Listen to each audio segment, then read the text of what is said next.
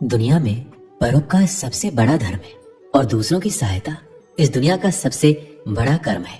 जीवन में दूसरे से उम्मीद कम और खुद पर विश्वास ज्यादा रखिए। जिंदगी में बेशक हर मौके का फायदा उठाओ, मगर किसी के हालात और मजबूरी का नहीं। भीख और सीख ठोकरें खाकर ही मिलती है। जीवन में किस्मत पर नहीं, अपनी मेहनत पर गुरूर होना चाहिए। जिंदगी जीने के लिए पिता की दौलत नहीं, पिता का साया ही काफी है। दुनिया आपके हिसाब से नहीं चलती, बल्कि आपको इस दुनिया के हिसाब से ढालना पड़ता है। आपका नजरिया सबसे अधिक मायने रखता है कि आप अपने जीवन में होने वाली घटनाओं को अवसर के रूप में देखते हैं या फिर कमी के रूप में। जो खुद खुश रहते हैं उनसे दुनिया खुश रहती है।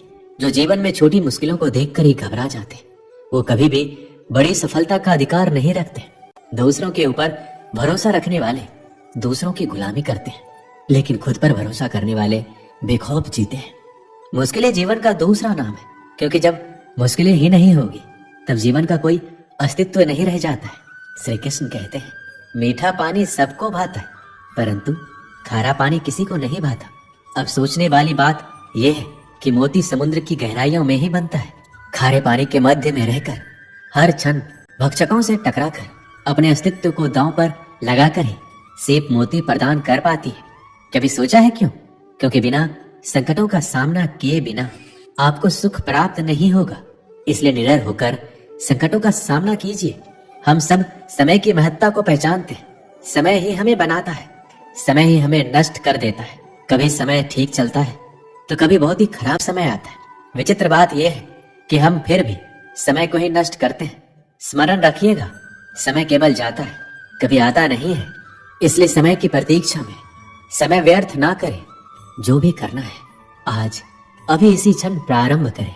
फिर चाहे वो किसी को सुख देना हो या स्वयं को बदलने का प्रयास करना, कुछ भी हो विलंब ना करें, क्योंकि समय उसी का साथ देता है जो समय का सम्मान करता है।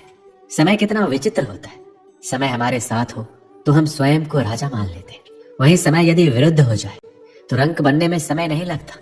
इसलिए मनुष्य की एक आदत होती है कि बुरे समय के लिए कुछ बचा कर रखता है। संबंधी और मित्र बुरे समय में साथ छोड़ देते हैं तो व्यक्ति सोचता है क्यों ना धन संचय कर ले। धन का तो कोई मन नहीं होता जो समय आने पर बदल जाए। संसार कहता है धन का संचयन करते रहो, बुरे समय में काम आएगा ही।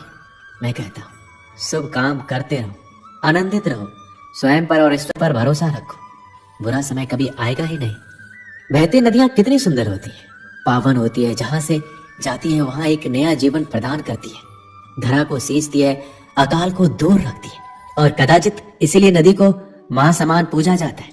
किंतु क्या कभी आपने ये सोचा है कि नदी जन्म कैसे लेती है? क्या ये प्रारंभ से ही इतनी विशाल होती है? नहीं, ये वर्षा की छोटी छोटी बूंदें गिरकर मिलती है, एक सूक्ष्म धारा बनती है, और ये धारा पर्वतों के हिम को काटते हुए, स्वयं को पिघलाते हुए जल प्रपातों से गिरती है, चट्टानों से टकराती है और फिर जाके नदी बनती है। इसी प्रकार ऐसे कोई महान नहीं बन जाता। छोटे छोटे प्रयास मिलकर एक विशाल व्यक्तित्व बनाते हैं। इसलिए जीवन में प्रयास करते रहिए, अस्तित्व अपने आप बन जाएगा। बबूल का पेड़ कितना विशाल होता है, पीपल का पेड़ भी विशाल होता है। किंतु क्या आपने कभी सोचा है क्यों बबूल के पेड़ को काट के उसका उपयोग किया जाता है और क्यों पीपल के पेड़ को पूजा जाता है? इसलिए क्योंकि पीपल का पेड़ उसके नीचे बैठे पथिक को छाया देता है, अपनी डाल पर असंख्य पंछियों को बसेरा देता है, किसी को कांटे चुभोकर दूर नहीं करता, बल्कि उसे शीतल छाया देकर उनकी थकान हर लेता है। इस संसार में यदि सम्मान पाना है तो पीपल की भांति ही बनना होगा। कुछ देना सीखो, आनंद, सुख, शीतलता बांटना सीखो, और कांटों की भांति कभी किसी को कष्ट ना दो। सम्मान स्वयं आपके पास चलकर आएगा। कभी सोचा है जब माता संतान को जन्म देती है तो क्या होता है? 9 माह का गर्भ, प्रसव की तीव्र पीड़ा। कहते हैं ये पीड़ा इतनी भयंकर होती है कि मानो जैसे संतान के जन्म के साथ माता को भी एक नया जन्म मिल जाता है, और इस जन्म के साथ अंत होता है माता की पीड़ा का। किंतु यदि आप दृष्टिकोण बदल के देखें तो आप ये समझ पाएंगे कि पीड़ा का ये अंत एक अपार आनंद का प्रारंभ है। संतान माता पिता के लिए सुख का प्रारंभ है। जीवन के साथ भी यही होता है। हम किसी किसी संबंध या किसी स्थिति के पीड़ादायक अंत के कारण इतना विचलित हो जाते हैं कि उस आनंदमयी प्रारंभ को देख ही नहीं पाते। इसलिए स्मरण रखिएगा, पीड़ा आनंद के प्रारंभ का लक्षण है। श्री कृष्ण कहते हैं, व्यक्ति का जीवन क्या है? अब आप कहेंगे, जन्म और मृत्यु के बीच का समय है। और मृत्यु कब होती है?